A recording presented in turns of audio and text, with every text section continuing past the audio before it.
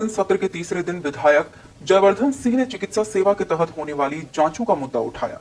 जयवर्धन के सवाल पर सरकार ने 68,000 पन्नों की जानकारी दी है। वहीं उन्होंने आरोप लगाया है कि बीजेपी सरकार ने निजी साइंस हाउस कंपनी को काम दिया और 5 साल में 900 करोड़ का भुगतान किया, जबकि एमपी के सभी अस्पतालों में जांचें नहीं हो रही है। जयवर्धन ने आरोप लगाया है कि इस मामले में बहुत बड़ा घोटाला हुआ है। एक ही कंपनी को अलग अलग नाम से टेंडर दिए गए हैं। ईडी की रेड होने के बावजूद भ्रष्टाचारी कंपनी को 1 साल एक्सटेंशन दिया गया है। देखिए यह खास रिपोर्ट। पूरी जानकारी भी है। ये मेरा आज का ही प्रश्न है, जिसमें अगर आप देखें तो बहुत बड़ा मामला है। अकेले पिछले 4-5 साल में पूरे मध्य प्रदेश में चिकित्सा सेवा के अंतर्गत जो जांचें होती हैं, ब्लड टेस्ट की जांचें होती है, पैथोलॉजी की जांचें होती हैं, ये पूरा काम भाजपा सरकार ने निजी कंपनी साइंस हाउस को आउटसोर्स किया है और इस कंपनी को पिछले 4-5 साल में 900 करोड़ का भुगतान हुआ है। 900 करोड़ का। अगर आप आज जाएंगे मध्य प्रदेश के कोई भी सामुदायिक स्वास्थ्य केंद्र में, सिविल अस्पताल में, प्राथमिक स्वास्थ्य केंद्र में, तो जांचें सब ठप पड़ी हैं, कहीं हो नहीं पा रही हैं। लेकिन इस निजी कंपनी को स्वास्थ्य विभाग ने 900 करोड़ रुपए भुगतान कर दिए हैं। ये इतना बड़ा पाप किया है भाजपा सरकार ने।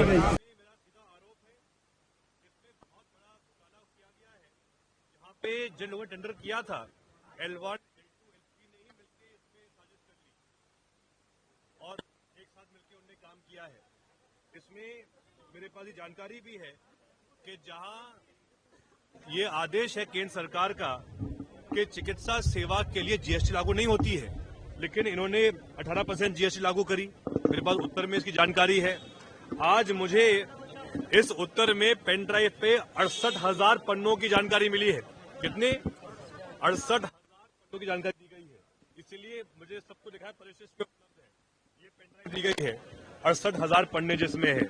इसके साथ साथ आश्चर्य की बात यह है कि प्राथमिक स्वास्थ्य केंद्र में और सामुदायिक स्वास्थ्य केंद्र में, सिविल अस्पताल में एक ही कंपनी को अलग अलग नामों से टेंडर दिया गया है। एक टेंडर मिला है POCT साइंस हाउस, दूसरा टेंडर मिला है साइंस हाउस प्राइवेट लिमिटेड को। और आश्चर्य की बात यह है, दोनों कंपनियों में रेट अलग अलग है। कंपनी एक है, लेकिन एक टेंडर में रेट अलग है, एक में अलग है। तो ये कहीं ना कहीं मेरा सीधा आरोप है, हजारों करोड़ का घोटाला किया गया है इसके माध्यम से। और जैसा आपने कहा कि ईडी की रेड होने के बावजूद मध्य प्रदेश सरकार इतनी महान सरकार है भाजपा की कि एक भ्रष्टाचारी कंपनी को, जिस पर आरोप सिद्ध हो चुके हैं कि इसने पैथोलॉजी में फर्जीवाड़ा किया है, उसी कंपनी को 2 जुलाई 2025 को 1 साल का और एक्सटेंशन दे दिया। मतलब भाजपा सरकार कह रही है खूब भ्रष्टाचार करो, खूब पैसे कमाओ।